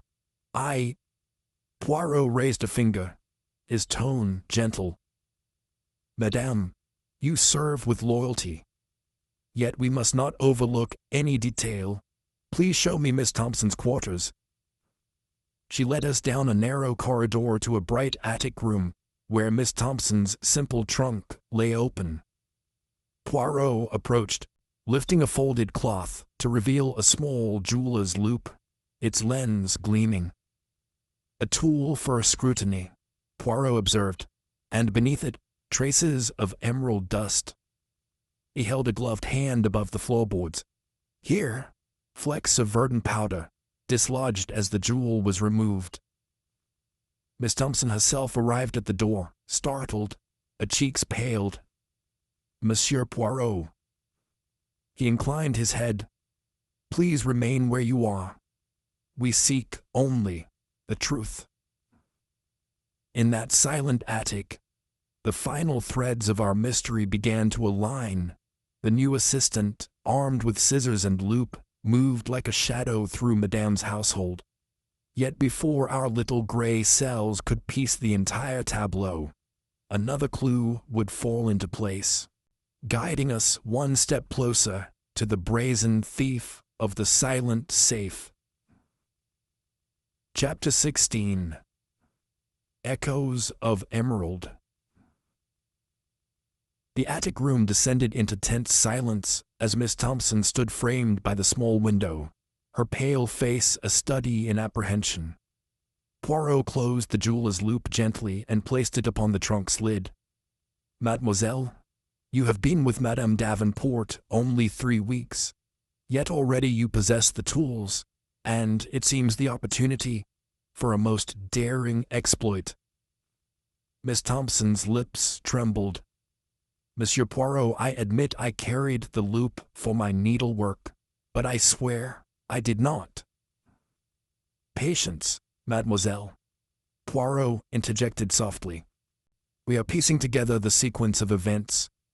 You borrowed small scissors from your kit, unremarkable in themselves. Yet, at the display case lock, we found scratch marks matching a slender blade. That would explain how the safe yielded without a key."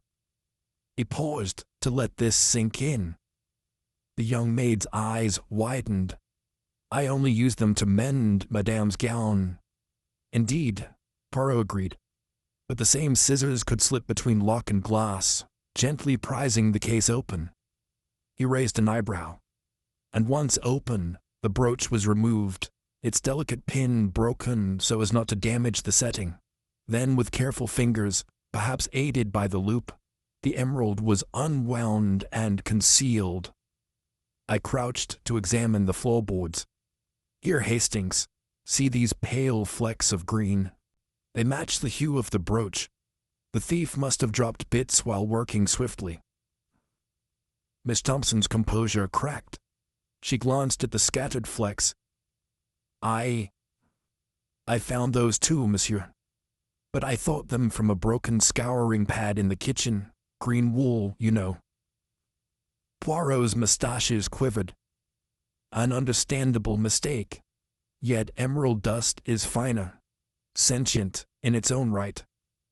Mademoiselle, the question remains, why, if you stumbled upon these traces, did you not raise the alarm?" Her shoulders slumped. I feared I would be blamed. I have no family here. I cannot risk losing my position." Poirot's gaze softened. "Fear often guides action and inaction. But tell me, mademoiselle, where did you hide the emerald once removed?" Her eyes flickered to the open trunk.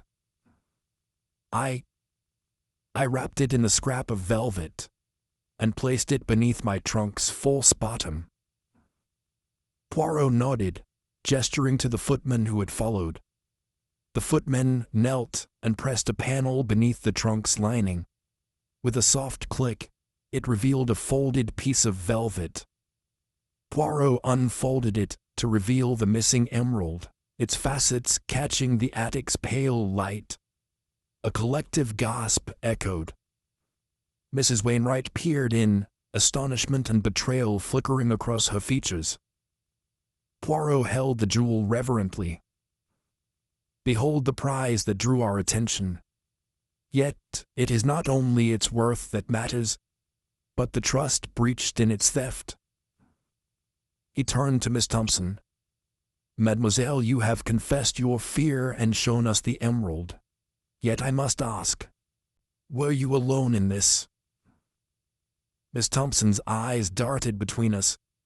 I was approached by Signor Dupont. He promised me half the value if I stole the brooch for him. He said Madame's confidence in me would make the theft simple. A murmur rippled through the group. Signor Dupont had been among the evening's guests, the jeweler whose familiarity with precious stones was unrivaled. Poirot's eyes gleamed.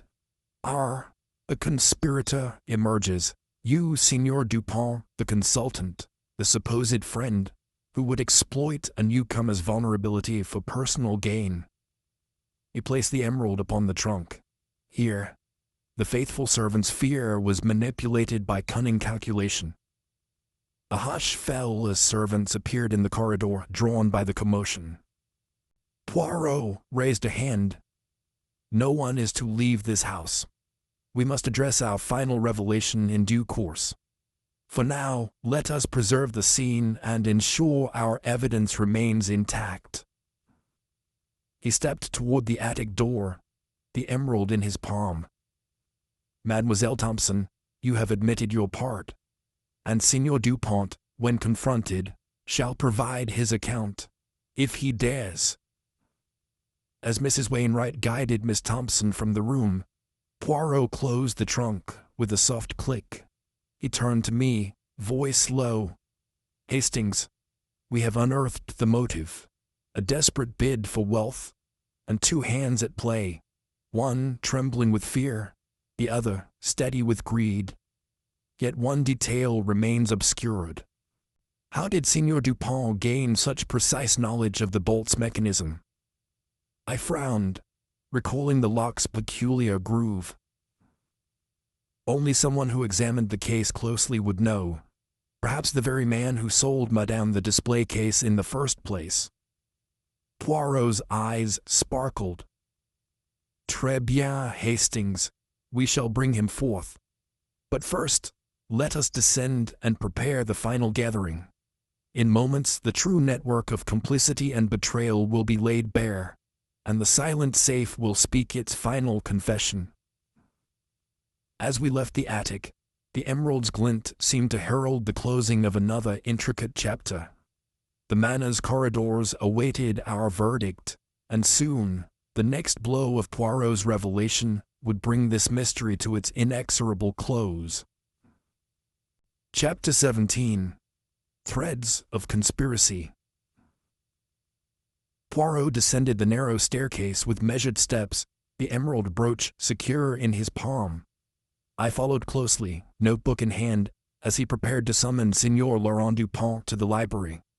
The house, hushed with anticipation, seemed to lean in as we passed portraits of Madame Davenport's ancestors, their painted eyes observing our inquiry.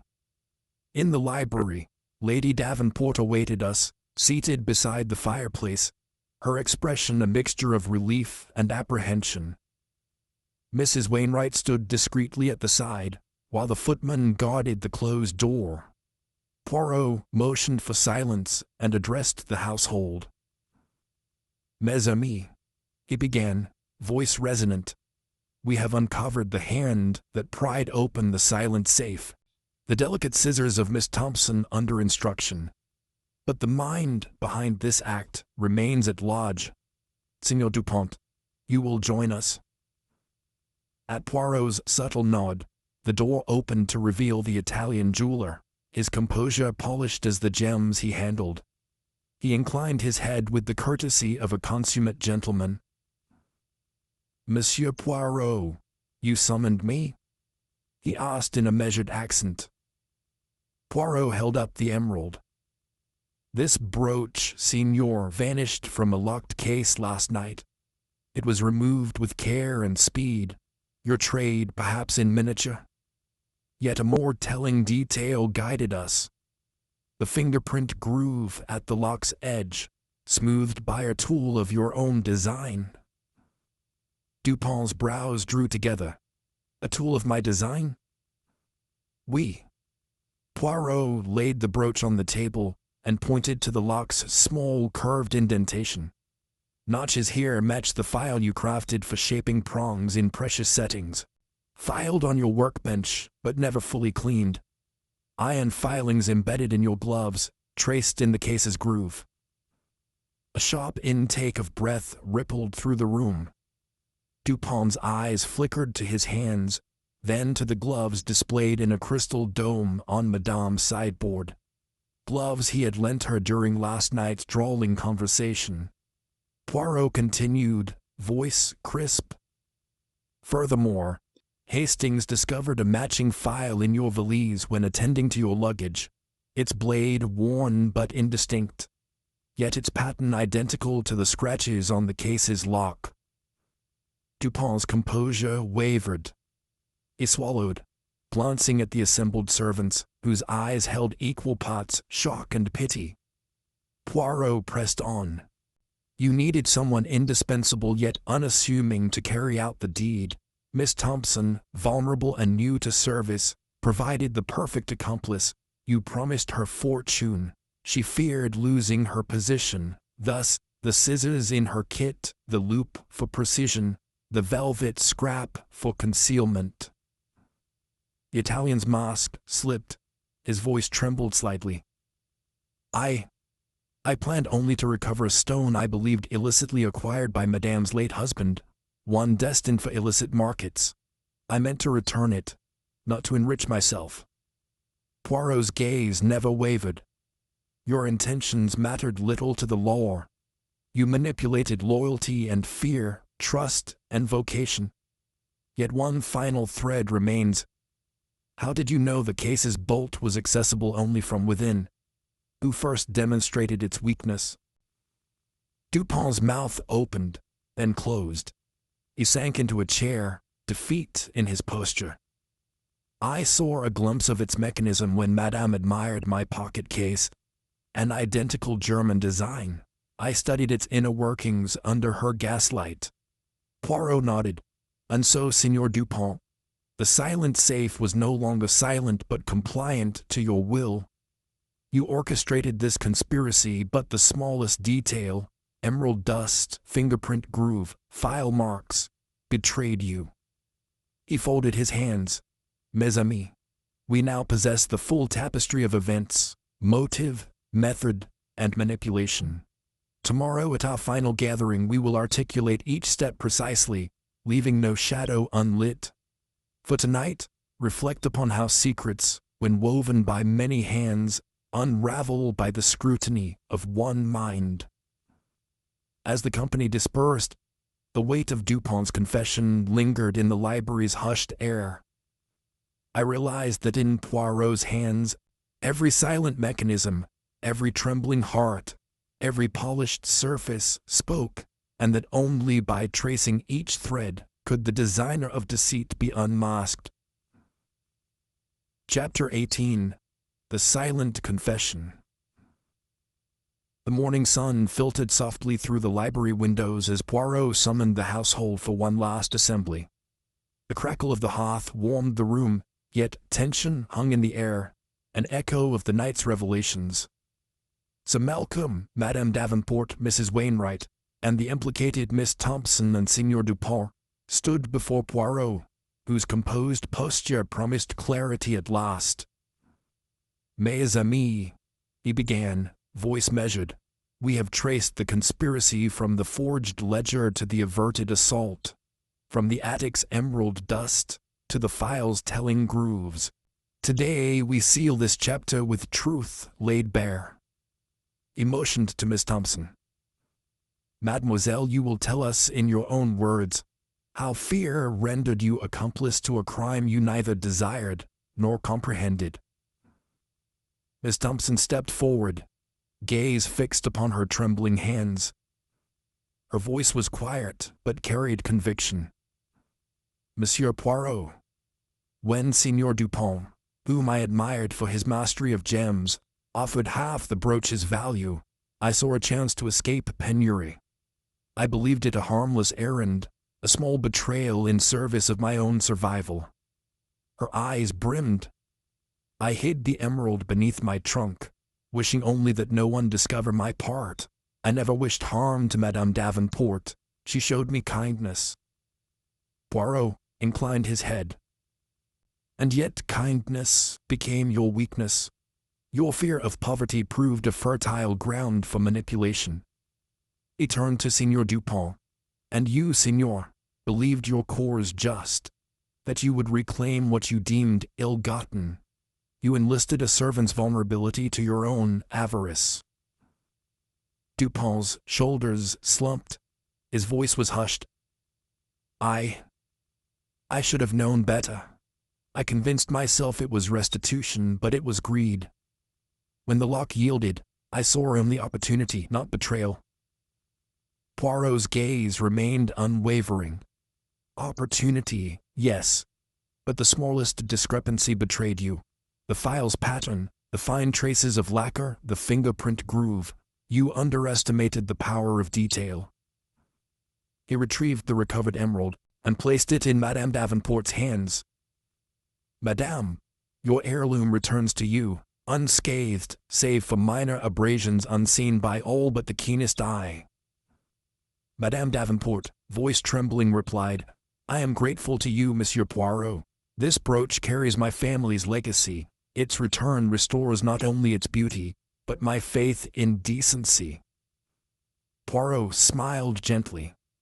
Decency is the triumph of conscience over convenience. Yet justice requires that we hold both accomplice and instigator to account. He gestured to the footman, who escorted Miss Thompson to await the authorities, then to Dupont, who would face legal proceedings for conspiracy and theft. Sir Malcolm spoke, his tone grave yet compassionate. Miss Thompson, I forgive you for your weakness, and will attest to your good character. Signor Dupont, I trust the courts will temper justice with mercy. Poirot nodded. Mercy, indeed, for both. Mademoiselle, your fear was genuine. Signor, your remorse sincere. Yet society must be safeguarded by law. He turned to the assembled household. Let this affair remind us that trust once broken demands careful mending, and that even the most polished surfaces conceal the faintest trace of human frailty. A hush settled as each person absorbed his words. Poirot then offered a final reflection. Hastings, he said, addressing his friend, we have witnessed once more how the slenderest clue, a speck of emerald dust, an imperceptible groove, can unravel the grandest deception. It is a testament to the power of vigilance and the nobility of truth. I stepped forward. Monsieur, your little gray cells have illuminated every shadow. It has been my honor to bear witness. Poirot's eyes gleamed with warmth. And mine to share the journey with you, mon ami. As officers led Miss Thompson and Signor Dupont away, the library's atmosphere lightened. Madame Davenport approached Poirot, placing a hand upon his arm. I am forever in your debt, Monsieur Poirot. You have restored my jewel and my peace of mind. He bowed slightly. It is my pleasure to serve the cause of justice and to preserve the beauty of trust. With his work complete, Poirot turned toward the grand doors. Outside, a carriage awaited. The assembled guests lined the threshold to bid him farewell, Sir Malcolm offering a final nod of gratitude, Madame Davenport curtsying in appreciation, and Dr. Winthrop extending a cordial handshake. Poirot raised his cane in salute. Adieu, mes amis. May your hearts remain true, and your minds ever watchful. As the carriage rolled away, Madame Davenport watched until the horses vanished around the corner. The doorway stood empty, yet resonant with his final pronouncement. In that moment, the library felt cleansed of deceit. Its trials concluded, its lessons etched into memory. I found Poirot gazing at the receding rooftops. What now, monsieur? I asked softly. He turned, mustaches quivering with anticipation. Now, Hastings, we rest, but only briefly. The world teems with puzzles awaiting our attention, and when next the shadows stir, our little gray cells shall guide us once more. He tipped his hat, and with a flourish of his overcoat, the great detective and his devoted chronicler stepped into the bustling streets, ready for whatever mystery lay beyond the curve of the road.